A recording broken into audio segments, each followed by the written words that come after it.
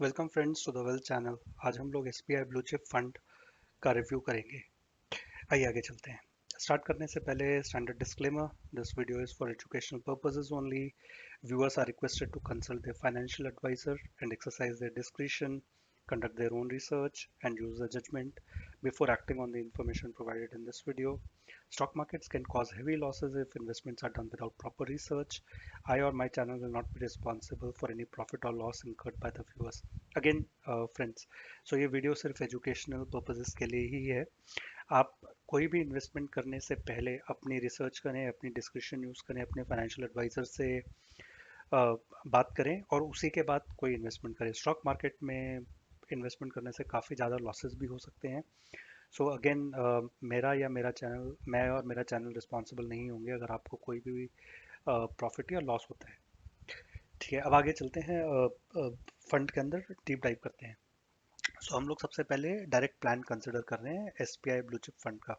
तो there is a regular plan and there is a direct plan. Direct plan में आप directly fund के अंदर इन्वेस्टमेंट करते हैं। आप म्यूचुअल फंड की साइट पे जा सकते हैं, या कैम्स की साइट पे जा सकते हैं, या एमएफयू ऑनलाइन पे जा सकते हैं वहाँ से, या बहुत सारे आजकल तो टूल्स आ गए हैं उनके थ्रू आप डायरेक्टली इन्वेस्ट कर सकते हैं। सो आपकी एक्सपेंस रेशियो कम होती है, you get better returns as compare to a regular plan. Regular plan में आप किसी डिस्ट्रीब्यूटर के थ्रू जाते हैं, वहाँ पे डिस्ट्रीब्यूटर की कमीशन, उसमें इनडायरेक्ट कमीशन मिलती है डिस्ट्रीब्यूटर को। चलिए अब देखते हैं हमारे 23 पैरामीटर्स जिसके ऊपर हम इस फंड को रिव्यू करेंगे। सो सबसे पहला पैरामीटर हमारा एएमसी है। अम, अब हमें जो इन्वेस्टमेंट करनी है अपनी, हमें इंडिया के जो टॉप 3 या 4 एएमसीज है उन्हीं में करनी चाहिए। आपने, अगर आप इंडस्ट्री की न्यूज़ फॉलो करते हैं तो आपने सुना होगा कि कुछ कुछ एएमसीज ने काफ़ी रिस्की डिसीजंस लिए जिसके कारण लोगों के पैसे फंस गए या लोगों को काफ़ी भारी लॉस उठाना पड़ा। तो हम नहीं चाहेंगे कि कोई ऐसे एएमसी के अंदर इन्वेस्टमेंट करें जो एक्सेस रिटर्न्स के लिए या कुछ ज़्यादा रिटर्न लाने के लिए आपकी कैपिटल को रिस्क पे डाल देते हैं, या ऐसे डिसीजंस ले लेते हैं जिससे आपके पैसे 4 साल 5 साल तक के लिए फंस जाएं। हम लोग यहाँ स्टॉक मार्केट में अगर इन्वेस्ट कर रहे हैं एफडी के कंपैरिजन में, या कोई बॉन्ड खरीदने की जगह, तो इसलिए कर रहे हैं कि हमें रिटर्न अच्छे मिले बट हमारी कैपिटल बची रहे। तो उस पर्सपेक्टिव से एसबीआई इंडिया की लार्जेस्ट एएमसीज में से एक है, तो मेरे हिसाब से ये पॉजिटिव पैरामीटर है इस फंड के लिए। सेकंड हम बात करेंगे एयूएम की। एयूएम इसकी इस फंड में कितने करोड़ लोगों ने इन्वेस्ट किए हुए हैं, कितने करोड़ रुपए लोगों ने इन्वेस्ट किए हैं। तो ये 19,000 करोड़ के ऊपर एयूएम है। इसके पॉजिटिव्स भी है, नेगेटिव्स भी हैं। पहले नेगेटिव में आपको बता देता हूँ, इतने ज़्यादा करोड़ हैं तो फंड मैनेजर के पास में ऑप्शंस खत्म हो जाते हैं कि इस पैसे को इन्वेस्ट करें कहाँ।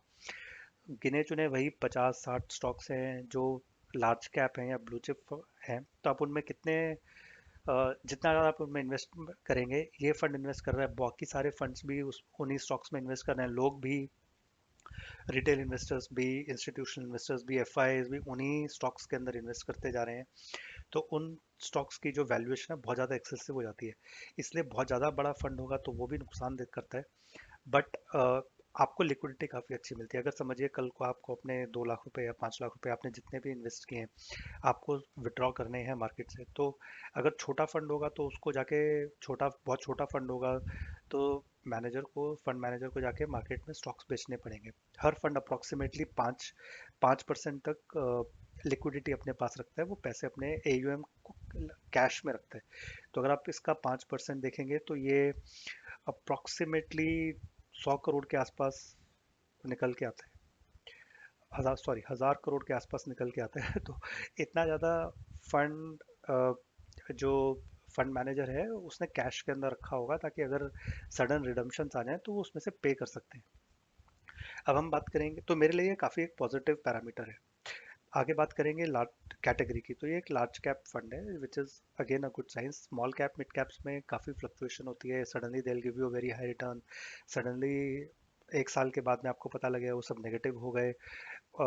स्मॉल कैप और लार्ज कैप कंपनीज के बारे में काफ़ी इन्फॉर्मेशन अवेलेबल नहीं होती है, बहुत ज़्यादा रिसर्च अवेलेबल नहीं है, उनकी फाइनेंशियल पोजीशन कैसी है, वो अपने पी एंड एल डालते हैं या अपने अकाउंट्स डालते हैं अपनी साइट्स के ऊपर, बट अगेन उतना वेल रिसर्च नहीं है। जबकि लार्ज कैप कंपनीज जो ब्लू चिप कंपनीज है, इंडिया की टॉप 50 कंपनीज हैं, उन पर काफ़ी अच्छी रिसर्च है, सारा डेटा मार्केट में अवेलेबल है।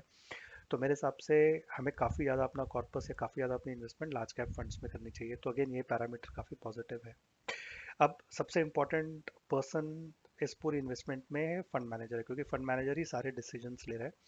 तो जो करंट फंड मैनेजर है, I think she is been investing for 10 years now. So again उसके पास काफ़ी अच्छा एक्सपीरियंस हो गया, काफ़ी नॉलेज हो गई है, मेच्योरिटी आ गई होगी, एक्सपीरियंस के साथ में आपके पास मेच्योरिटी आती है। तो इसलिए फंड मैनेजर भी काफ़ी पॉजिटिव पैरामीटर है इस फंड में इन्वेस्ट करने के लिए। अब आगे बेंचमार्क पे चलेंगे तो मेरे हिसाब से ये थोड़ा सा एक नेगेटिव पैरामीटर है कि इसने अपने आप को बेंचमार्क किया हुआ है BSE 100 से। तो it is basically comparing itself to the top, to the basket of top 100 companies rather than top 50 या टॉप 30। आप 100 कंपनीज जितना ज़्यादा एक्सपैंड करते जाएंगे, जितनी ज़्यादा कंपनीज में आप इन्वेस्टमेंट करते चले जाएंगे, आपके रिटर्न्स उतने ज़्यादा एवरेज होते चले जाएंगे। आपको जो मार्केट बीटिंग रिटर्न्स है या जो इंडेक्स को बीट करने के लिए आपको रिटर्न्स देने हैं, वो आपके लिए देने मुश्किल हो जाएंगे, क्योंकि आपने इतनी सारी कंपनीज में इन्वेस्टमेंट कर दिया है कि वो सब एवरेज एक अगर आपके पास 5 अच्छे परफॉर्मर स्टॉक्स हैं और 5 पुअर परफॉर्मिंग स्टॉक्स हैं, तो वो एवरेज आउट हो जाती है। जबकि अगर आपने सिर्फ 4 ही अच्छे परफॉर्मिंग स्टॉक्स रखे होते तो आपके रिटर्न्स ज़्यादा होती। देन एक्सपेंस रेशियो भी मेरे हिसाब से थोड़ा सा नेगेटिव पैरामीटर है। 1% का एक्सपेंस रेशियो है। इतने बड़े फंड के लिए एक्सपेंस रेशियो कम किया जा सकता था, मतलब इफेक्टिवली, जैसे आपका वॉल्यूम ऑफ स्केल होता है, राइट? जैसे जैसे आपका वॉल्यूम बढ़ता जाता है, आपके स्केल बढ़ते जाते हैं, तो you should be able to reduce the expense ratio. तो ये एक मेरे हिसाब से नेगेटिव पैरामीटर है। चलिए आगे चलते हैं। अब टर्नओवर है। टर्नओवर इज कि कितने स्टॉक्स को ये हर साल चेंज करता है, हर साल फंड ये चेंज करता है। तो 20% स्टॉक्स को ये हर साल चेंज कर लेता है। तो अब इसमें देखिए, अगर बिल्कुल बहुत ही कम होगा टर्नओवर, तो आप अपने जो पुअर परफॉर्मिंग स्टॉक्स है आप उनको कैरी कर रहे हैं, वो आप लोड उठा रहे हैं फालतू का। तो वो भी नहीं होना चाहिए, कम भी नहीं होना चाहिए, बट बहुत ज़्यादा भी ऐसा भी नहीं होना चाहिए कि आपने अपने 50% स्टॉक्स को हर साल चेंज कर दिया। तो उस हिसाब से ये काफ़ी ऑप्टिमम परसेंटेज है। तो मेरे हिसाब से ये एक पॉजिटिव पैरामीटर है इस फंड के लिए। अब अगर रिटर्न देखें तो हम लोग सब रिटेल इन्वेस्टर्स जब इन्वेस्ट करते हैं तो एक लॉन्ग टर्म इन्वेस्टमेंट के हिसाब से करते हैं। तो अगर आप इसका 5 ईयर का जो रिटर्न है वो कंपेयर करेंगे BSE 100 के 5 ईयर रिटर्न से, तो फंड का रिटर्न है 5.5%, BSE 100 का रिटर्न है 24%। तो ये एक नेगेटिव पैरामीटर है। अगर आप 3 ईयर रिटर्न देखेंगे तो -0.22% है, जबकि BSE 100 का रिटर्न 3.5% है। तो अगेन ये नेगेटिव पैरामीटर है। फंड का रिटर्न -13% है 1 साल का, जबकि BSE 100 का रिटर्न -12.78 है। तो अगेन ये भी थोड़ा सा नेगेटिव रिटर्न, नेगेटिव पैरामीटर है फंड के लिए। पेयर कंपैरिजन देख करेंगे तो ये मैंने वैल्यू रिसर्च ऑनलाइन से लिया है, बहुत अच्छी साइट है, आप जाएँ वहाँ पे आपको हर म्यूचुअल फंड के बारे में काफ़ी इन्फॉर्मेशन मिल जाएगी। आप अपना पोर्टफोलियो वहाँ पर ट्रैक कर सकते हैं, और मैं उसे काफ़ी यूज़ करता हूँ काफ़ी इन्फॉर्मेशन के लिए। तो वहाँ पे उन्होंने जितने भी लार्ज कैप फंड्स हैं उनकी कंपैरिजन की हुई है। तो उसमें 62 फंड्स हैं, जिसमें SBI ब्लू चिप जो की जो वैल्यू है या जो रैंकिंग है वो 40 आ रही है। इसमें यह है कि दोनों फंड्स इंक्लूड करते हैं, रेगुलर और डायरेक्ट। तो इफेक्टिवली अगर आप उसको हाफ कर दें तो 31 में से ये 20 की रैंकिंग है, which is not again a good sign. तो ये इसके लिए एक नेगेटिव पैरामीटर है। अब आगे चलेंगे, मैट्रिक्स देखते हैं इस फंड के बारे में। तो SBI ब्लू चिप की जो पी रेशियो है वो 19 है, जबकि आज की डेट में निफ्टी की पी रेशियो 25 है। इंडिया में अगर निफ्टी की लॉन्ग टर्म पी देखें तो अराउंड 17 के आसपास है। और आपको इन्वेस्टमेंट भी लोअर पी रेशियो पे करनी चाहिए, विच इज़ कि वैल्यूएशन फंड की ज़्यादा है, आपको सस्ते में एक अच्छा फंड मिल रहा है। तो हमें कोशिश ये करनी चाहिए कि जब पी रेशियो इस फंड की 17 के नीचे आ जाए तब हमें इसमें इन्वेस्ट करना चाहिए, या फिर आपने जब भी स्टार्ट किया तो पी रेशियो जब भी कम हो तो उसमें हमें ज़्यादा इन्वेस्टमेंट करनी चाहिए। तो इस हिसाब से ये एक थोड़ा पॉजिटिव पैरामीटर है इस फंड के लिए। अब स्टैंडर्ड डिविएशन की बात करेंगे। स्टैंडर्ड डिविएशन इज कि ये फंड कितना वॉलेटाइल है। तो इस फंड की वॉलेटिलिटी अराउंड 20% है। Comparison to other funds it is fairly volatile, it is, जो कि एक सही ऑप्टिमम पोजीशन पे है। तो मेरे हिसाब से ये भी एक पॉजिटिव पैरामीटर है इस फंड के लिए। अब शार्प रेशियो की बात करेंगे। Sharpe ratio is basically the risk adjusted return of this fund. Ideally this should be greater than zero, कि अगर आप कुछ रिस्क ले रहे हैं तो उसको अगर आप निकाल दें अपने रिटर्न में से तो कितना आप एक्सेस आपको रिटर्न मिल रहा है। तो ये नेगेटिव -0.24 है, which is not good. This should be more than zero, या at least it should be better than whatever the other funds are giving. तो ये एक नेगेटिव पैरामीटर है इस फंड के लिए। अब आइए सॉर्टिनो रेशियो की बात करते हैं। तो again this is also a risk adjusted return, और ये भी नेगेटिव में है, this should also be greater than zero. ये वैल्यूज अगेन मैंने वैल्यू रिसर्च से ली हैं।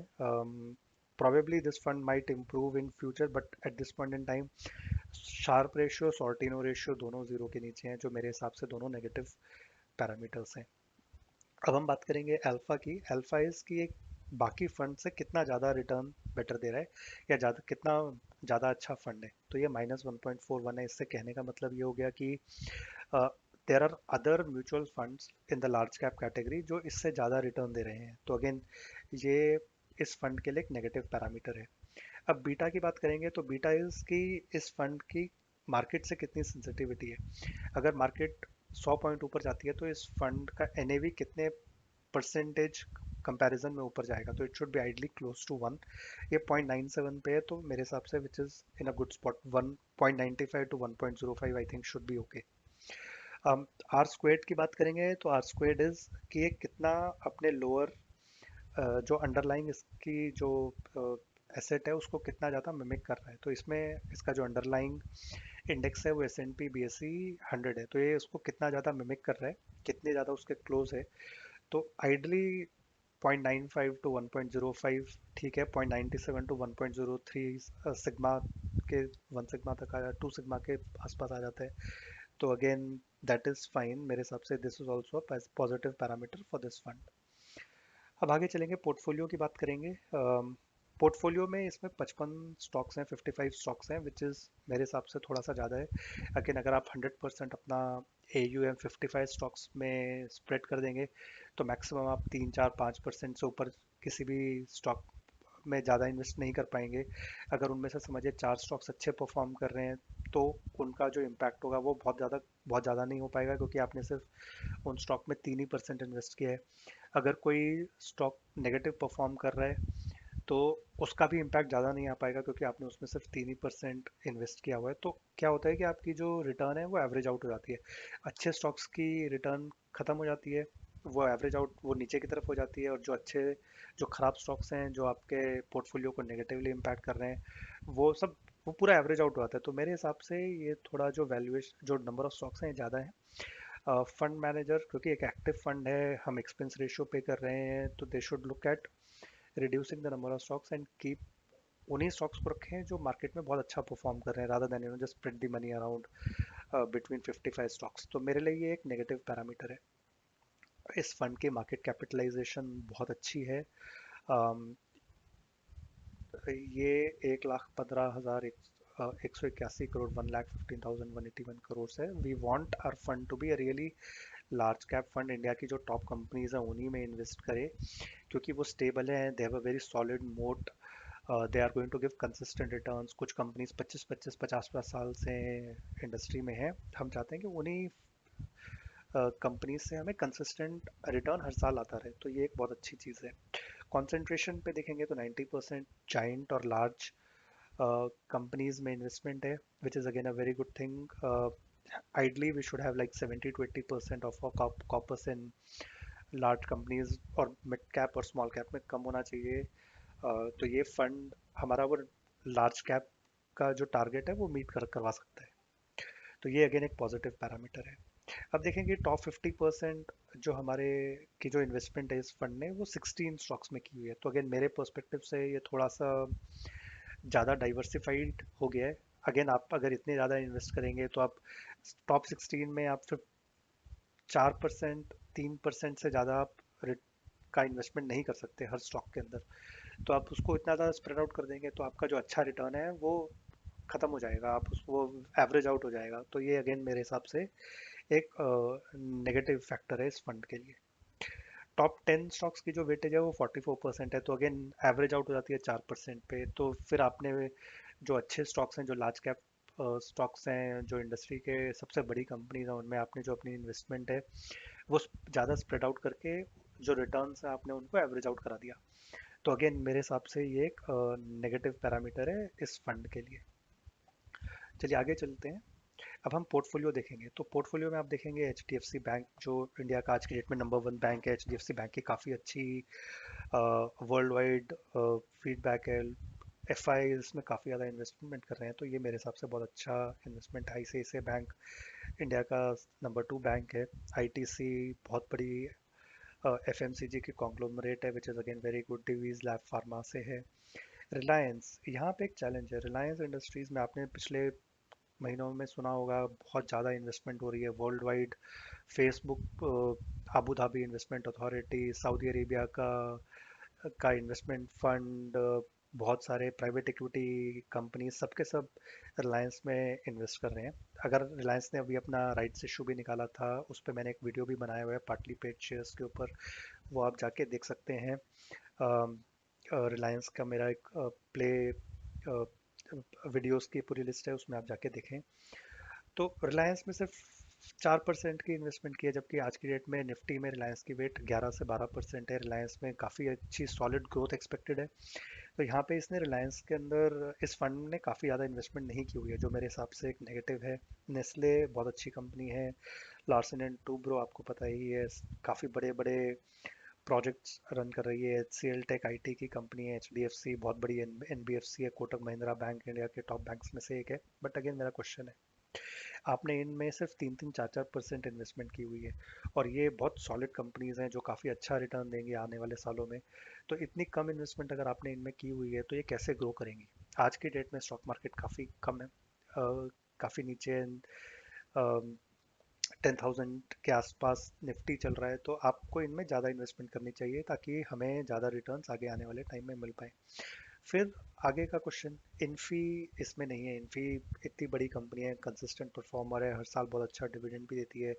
TCS इंडिया की सबसे बड़ी IT कंपनी है। HUL बहुत बड़ी FMCG की कंपनी है। तो ये कंपनीज इनमें टॉप 10-11 कंपनीज में है ही नहीं। हो सकता है ये जो पोर्टफोलियो मैंने आपको दिखाया है वो मई का दिखाया है, हो सकता है इस मंथ में फंड मैनेजर ने इनमें इन्वेस्टमेंट स्टार्ट की हो। बट देन probably दैट बस हैज़ बीन मिस्ड, राइट? आपको इनमें इन्वेस्ट करना चाहिए था मार्च में, जब मार्केट 7800 पे आ गया था, या अप्रैल में जब मार्केट 9000 के आसपास चल रहा था। अब तो ये फंड सारे के सारे उस पुराने टाइम से काफ़ी वैल्यूएबल हो गए। तो it is not a very great thing. Reliance में आपको 10% इन्वेस्ट करना था, तो तब करना था जब रिलायंस 800 के आसपास, 860 के आसपास आ गया था 23 मार्च को। तो मेरे हिसाब से ये पोर्टफोलियो थोड़ा सा वेल स्ट्रक्चर्ड नहीं है। It is not, probably you can look at other funds जहाँ पे बहुत अच्छा पोर्टफोलियो स्ट्रक्चर किया गया हुआ है। अब आप समरी देखेंगे तो मेरे हिसाब से it's 2 star fund. Even value, अगर आप वैल्यू रिसर्च ऑनलाइन पर जाएंगे तो वो आपको आई थिंक 4 स्टार देता है इस फंड के लिए। बट मुझे पोर्टफोलियो थोड़ा सा स्टॉक सिलेक्शन जो किया गया है वो अच्छा नहीं लगा, और इसलिए मैंने इसको 2 स्टार दिया है। Overall it's a very good fund, it's a very old fund. ये 2006 से है, तो it's a 14 year old fund. इसके सिस्टम्स प्रोसेसेस काफ़ी स्टेबल हो गए होंगे। Fund manager knows what they are doing, काफ़ी रिसर्च मटेरियल होगा इनके पास में। So it's a liquid, it's a stable fund, it's a liquid fund. इतना बड़ा फंड है, आप जब भी रिडेम्पशन करना चाहें कोई प्रेशर नहीं है, कोई दिक्कत नहीं आएगी इस फंड को आपके रिडेम्पशन को ऑनर करने में।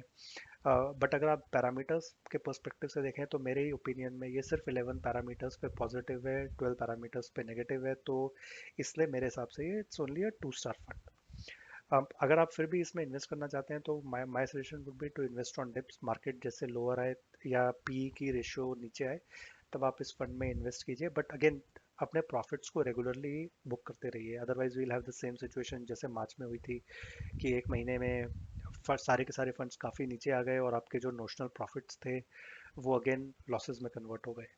अगर आप ऑल्टरनेट ऑप्शंस देखना चाहें, तो एक एक्सिस ब्लू चिप फंड है, it is a very very good fund.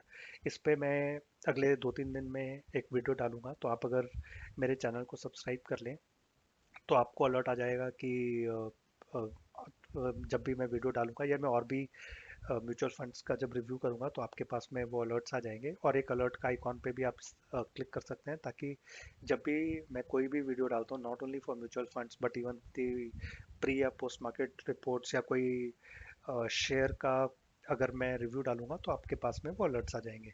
तो आप एक एक्सिस ब्लू चिप फंड में इन्वेस्ट कर सकते हैं। आप SBI निफ्टी 50 का ETF है, उसमें इन्वेस्ट कर सकते हैं। This is a very very large ETF। I think 60,000 crore का इसमें AUM है। बहुत ज़्यादा लोगों ने ETF के थ्रू इन्वेस्टमेंट की हुई है। इस पे भी मैं एक वीडियो बना रहा हूँ, जिसमें I am comparing mutual funds with index funds with active funds and with the passive funds. तो आप वो वीडियो भी देख सकते हैं, डिटरमाइन कर सकते हैं कि आपको ईटीएफ में इन्वेस्ट करना चाहिए या एक्टिव फंड में इन्वेस्ट करना चाहिए या इंडेक्स फंड में इन्वेस्ट करना चाहिए। तो ये एक ऑप्शन है। इसमें the only drawback is you will need to have a demat account, और आप डीमैट अकाउंट के थ्रू ही अपने ब्रोकर के थ्रू ही जाके इन्वेस्ट कर सकते हैं ईटीएफ के अंदर। अगर आप S N P B S C 100 में की बास्केट में इन्वेस्ट करना चाहते हैं, which is like the top 100 companies in India, then you there are some Nifty 100 ETFs, जैसे आईसीआईसीआई का एक फंड है, आईसीआईसीआई का एक ईटीएफ है, एलआईसी का एक ईटीएफ है। But the only problem with those is कि उनका एयूएम अभी काफ़ी कम है, तो काफ़ी ज़्यादा उसमें ट्रेडिंग नहीं होती है, बहुत ज़्यादा वॉल्यूम नहीं है। मैक्सिमम लाइक 500,000 शेयर्स एक दिन में ट्रेड हो रहे हैं। अगर आपको, अगर समझिए एक शेयर की वैल्यू 100 रुपये है और आपने 10,000 की इन्वेस्टमेंट करनी है, तो आप 100 शेयर्स अगर खरीदने जा रहे हैं तो आपको बायर नहीं मिलेगा, और बायर मिलेगा तो फिर देन लाइक इतने कम बायर्स हैं तो आपको वो मिलेंगे नहीं। और सेल, अगर आप जब सेल करने जाएंगे तो भी अगेन बहुत कम सेलर्स हैं, तो आपको बाय और सेल करने में बहुत दिक्कत आएगी, बहुत ज़्यादा लिक्विड नहीं है। तो मैं सजेस्ट करूंगा कि आप निफ्टी 100 ईटीएफ में वेट करें अभी, let that ETF market grow, और जब ये फंड्स एटलीस्ट 500 करोड़ या एटलीस्ट 1000 करोड़ का इनमें एयूएम हो जाए, तब आप इन्वेस्ट करना शुरू करें। और जब आपका वॉल्यूम डेली बेसिस पे जब जो वॉल्यूम ट्रेड हो रहा है वो एटलीस्ट 10,000 शेयर्स का हो, तब आप इन्वेस्ट करना शुरू करें, ताकि आपको लिक्विडिटी मिले। आप जब भी सेल करना चाहें या जब भी आप परचेज करना चाहें तो आप स्ट्रगल ना करें बायर और सेलर को ढूंढने में। सो फाइनली अगर मैं समराइज करूं तो मेरे हिसाब से it's a very good fund, it's a very old fund, but थोड़ा सा स्टॉक सिलेक्शन में it is struggling right now. The fund manager can improve, expense ratio needs to come down. So these are some of the things that the fund manager can look at and improve this fund. So it's still a two-star fund, um, and all of us will be very happy if the fund manager can make it like a five-star fund. Finally close करने से पहले, अगर आप चाहते हैं कि मैं कोई भी म्यूचुअल फंड या कोई स्टॉक के ऊपर अपना वीडियो बनाऊं, अपनी ओपिनियन दूं, तो आप प्लीज़ कमेंट सेक्शन में मेंशन कीजिए, I will create a video. आप अगर अलर्ट बटन पे क्लिक करें so you will start to get alerts जब भी मैं कोई नया वीडियो डालूंगा। और अगर आप मेरे चैनल को सब्सक्राइब करेंगे तो अगेन आपकी यूट्यूब पे जाके सब्सक्रिप्शंस में देखेंगे, तो आपको मेरे वीडियोस और मेरे चैनल पे जो भी पोस्ट हैं वो आपको सारी दिखने लग जाएंगी। सो फाइनली हम क्लोज करेंगे। Thanks for watching the video, thanks and have a good day, bye.